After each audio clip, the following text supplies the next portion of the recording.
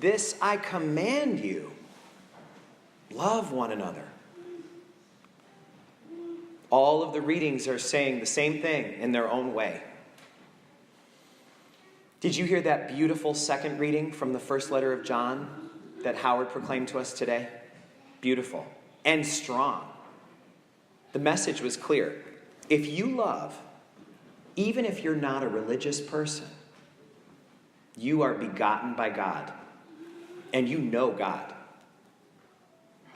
If you don't love, you can call yourself whatever you want. A Christian, a Catholic, a disciple, but you don't know God, because God is love. Loving other people is the receipt that you keep in your wallet, that you can pull out, that shows you know God. If you don't have the receipt of loving other people, don't pretend. Only someone who loves other people really knows God. In San Diego, several years ago, there was a church that was vandalized. And they took a hammer to a statue of Christ the King with his arms outstretched. They used the hammer to break off the hands so that after he was vandalized, Christ looked like this.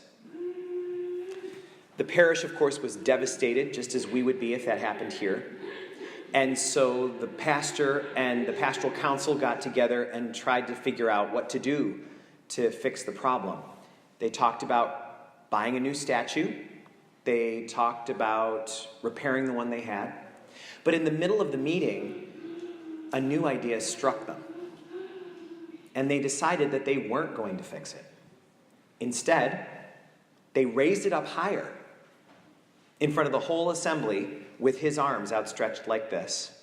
And they put a sign under it that said, "Christ has no hands, but yours." Mother Teresa once said that God is writing a love letter to the world, and she was the pencil. That's true for all of us. God has an intention to write a love letter to every person ever created. And God uses us to be the pencils. I am told that Alan and Michelle King are watching this Mass this morning in their hospital room in Westchester Medical Center. For those of you who don't know Alan, he's the chair of our pastoral council. He's a young dad, father of 2 kids. His wife is a kindergarten teacher at Peter B. Queeman School next door. Wonderful family. And he was terribly injured at work 10 days ago. On Thursday, he underwent skin grafting surgery that was successful. But as you can imagine, the pain and the struggle they're going through is indescribable. I got to visit them last Sunday, and I can't tell you how much faith and strength I gained from being with Alan. He is a rock. His faith is incredible. And his wife, Michelle, is amazing, right there by his side. She and I went for a walk, and I said, "Michelle, I don't know how you're doing this. I don't understand how you can do this." And she said, "I signed up for this. I'm his partner. Wherever this takes us, I'm there. No one needs to thank me. This is what I signed up for." God is writing Alan a love letter, and Michelle is the pencil.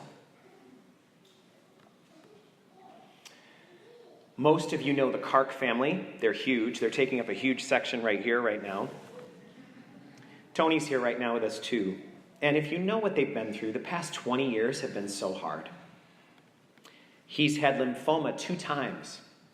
And last year when he started having symptoms again, he went to the doctor and discovered that he had myeloid dysplasia syndrome, which requires a bone marrow transplant and a stem cell transplant. So you need to have a good match for that. And so every person in his family signed up. Sign me up. I want to be tested. I want to see if I'm the match. But for different reasons, all of them were disqualified. Nobody was the right match. So they thought this might not be possible until a match was found. A stranger. They don't know who this person is except for this information. He is 23 years old, and he lives somewhere in the United States. And they may never know him. They desperately want to know him, but they don't know him, and he doesn't know them.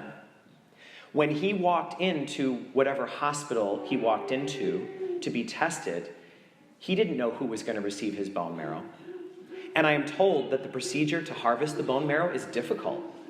It involves a lot of hospitalization, it involves pain, it involves a lot of time, and he's giving this bone marrow to someone he doesn't even know. They hope to meet him someday, but there's no guarantee. And your prayers are requested right now because while Tony is here right now, this week he's going to Boston for his bone marrow transplant on Ascension Thursday. That 23-year-old stranger has a huge role in our parish family and in this town. We don't even know who it is because God is writing Tony a love letter, and this stranger is the pencil. So, what about you? What about me? Who is God writing to right now through us? For whom are we the pencil in God's love letter? Is it for Alan and Michelle and the King family? Is it for Deacon Al Manzella and his family as they go through this loss? Or for the Kark family? Or is it for someone even more immediate than that? Is it for the cashier you're going to interact with today at Shop and Save after Mass? Is it the next time that you're on Wolf Road in a long line of traffic waiting for the light and someone is trying to turn left of all things out of Bed Bath and Beyond? How are we going to be the pencil writing the love letter to that person? We don't need to work hard to think about this. We're going to have about 150 opportunities before bed tonight. Each of us is going to be presented with an opportunity to do the next beautiful thing for someone who needs kindness. I've been thinking this week about that 23-year-old who's out there somewhere. He's Tony's match, even though they've never met. We are someone's match. Isn't that an amazing thought? Maybe not for bone marrow, but for some assignment that God has given us. We are the perfect person. We are the match who is meant to communicate God's love to them. So let's get ourselves sharpened, because God intends to write a love letter to our match, and we're the pencil.